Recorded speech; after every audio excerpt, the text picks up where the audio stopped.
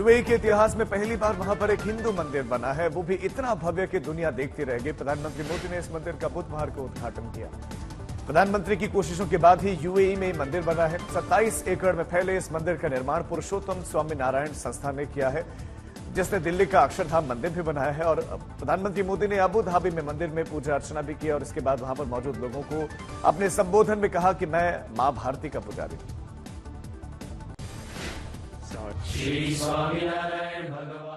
UAE जैसे रेगिस्तानी मुल्क में ये सनातन के जयघोष जैसा है।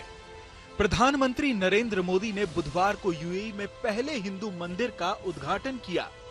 27 एकड़ में फैले इस मंदिर का निर्माण पुरुषोत्तम स्वामीनारायण संस्था ने किया है, जिसने दिल्ली का अक्षरधाम मंदिर भी बनाया है।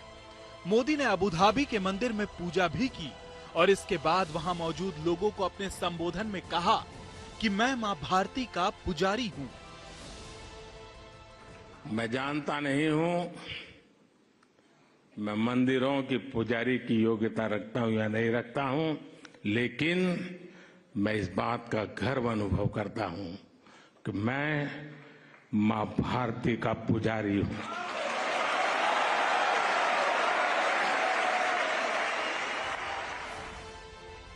दो 2015 में इस मंदिर को मंजूरी मिली और 3 साल बाद 2018 में इसका निर्माण शुरू हुआ। मंदिर को वहां की सरकार से मंजूरी दिलाने में भी पीएम मोदी का खास रोल रहा है। मंदिर के उद्घाटन में स्वामीनारायण संप्रदाय के प्रमुख संत भी मौजूद थे। फीता काटकर मंदिर का उद्घाटन करने के बाद पीएम मोदी ने पूरा मंदिर देखा, संतों से बात की और गर्मजोशी के साथ हॉल में मौजूद भारतीय लोगों से भी मिले। पीएम को मंदिर पर लिखी गई एक किताब की पहली प्रति भेंट की गई। मंदिर पर एक डॉक्यूमेंट्री भी दिखाई। इस खास कार्यक्रम में सिनेमा जगत की कई हस्तियां मौजूद थीं। मंदिर में खास तौर पर एक वॉल ऑफ हार्मनी भी बनाई गई है। 700 करोड़ की लागत से बना यूएई का ये पहला हिंदू मंदिर विश्व मैत्री और सद्भाव को बढ़ावा देने का भी काम करेगा। देर रात पीएम यूएई से कतर पहुंच गए। आज पीएम कतर के साथ द्विपक्षीय बातचीत में हिस्सा लेंगे और देर शाम स्वदेश लौट आएंगे। ब्यूरो रिपोर्ट, आज तक।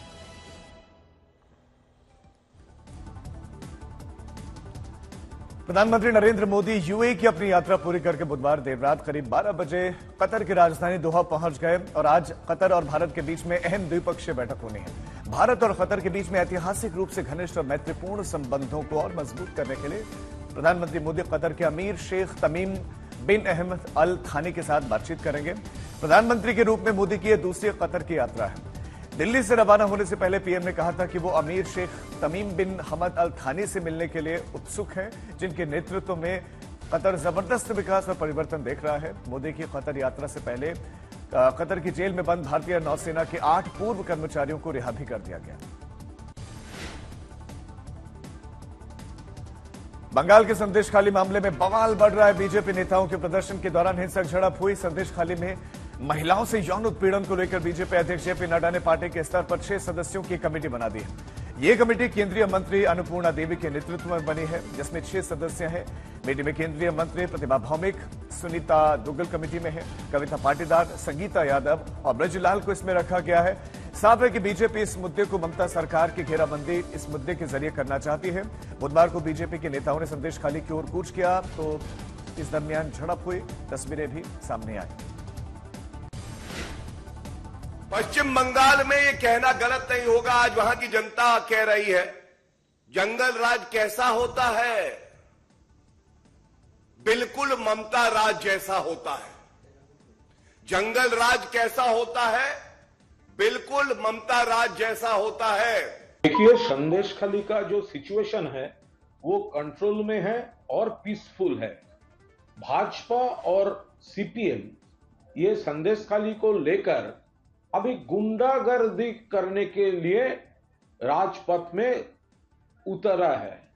पुलिस को अटैक कर रहा है, स्टोन थ्रोइंग्स चल रहा है। वो लोग अभी नई तरह से वो प्रोवोकेशन दे रहा है, प्रोवोक कर रहा है। उधर बंगाल के गवर्नर ने भी संदेशखाली का दौरा करने के बाद सरकार से कहा कि एसआईटी बनाई जाए और मामले में न्यायिक जांच पर विचार किया जाए। उधर इस मुद्दे पर बुधवार को बंगाल में घमासान जारी रहा। बंगाल के गवर्नर ने ममता सरकार पर संदेशखाली मामले को लेकर कई आरोप लगाए। हालांकि टीएमसी ने बंगाल के गवर्नर आनंद बोस के बयान पर एतराज जताया और कहा कि वो तो सियासत कर रहे हैं। I have now, as a first step, given my report card to the people of West Bengal. Tonight, that is before the stroke of the midnight, I will be giving my first report or instructions to the elected government of West Bengal. I will wait for their response. Then I will write my report to the government of India if need be.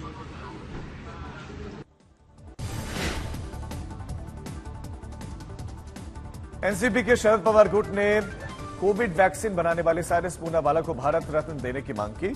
Pawar ने कहा कि vaccine निर्माण में उनका काम उत्कृष्ट है। शुरुआत में सरकार ने उन्हें पद्मश्री से सम्मानित किया।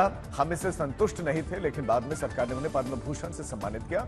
विश्व स्तर पर टीके के क्षेत्र में उनके महत्वपूर्ण योगदान को देखते हुए कायदे से उनको भारत रत्न मिलना चाहिए।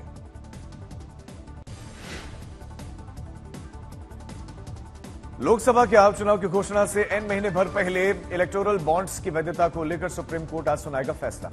लोकसभा चुनाव से पहले यह फैसला बहुत महत्वपूर्ण होने वाला है। इस मामले पर सुप्रीम कोर्ट के संवैधानिक पीठ ने पिछले साल 31 अक्टूबर में नियमित सुनवाई शुरू की थी। अक्टूबर में 3 दिनों तक कोर्ट ने 3 दिन लगातार इस मामले में सुनवाई की। मामले की सुनवाई प्रधान न्यायाधीश डीवाई चंद्रचूड़ की अध्यक्षता वाली 5 सदस्यीय संवैधानिक पीठ ने की।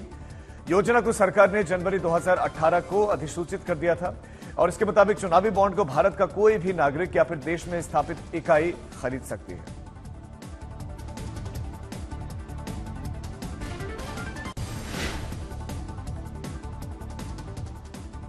आने वाले लोकसभा चुनाव और कुछ राज्यों में विधानसभा चुनाव के मद्देनजर चुनाव आयोग ने तैयारियां शुरू कर दी है। चुनाव आयोग ने केंद्र सरकार से 3,40,000 केंद्रीय सुरक्षा कर्मियों की मांग की है। आम चुनाव के साथ ही आंध्र प्रदेश, सिक्किम, अरुणाचल प्रदेश, ओडिशा में विधानसभा के चुनाव के मद्देनजर केंद्र सरकार से यह सुरक्षा की मांग की गई है।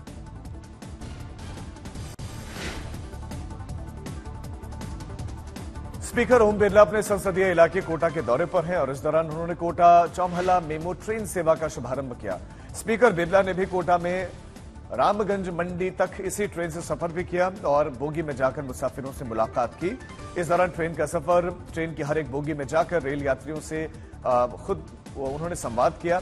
स्पीकर बिरला को अपने बीच में पाकर यात्री बेहद खुश नजर आए। रेल यात्रियों ने बिरला को विस्तार से बताया कि रोजमर्रा का उनका अनुभव कैसा रहता है। स्पीकर बिरला ने गाड़ियों के समय और यात्री सुविधाओं को लेकर जनता की राय जानी।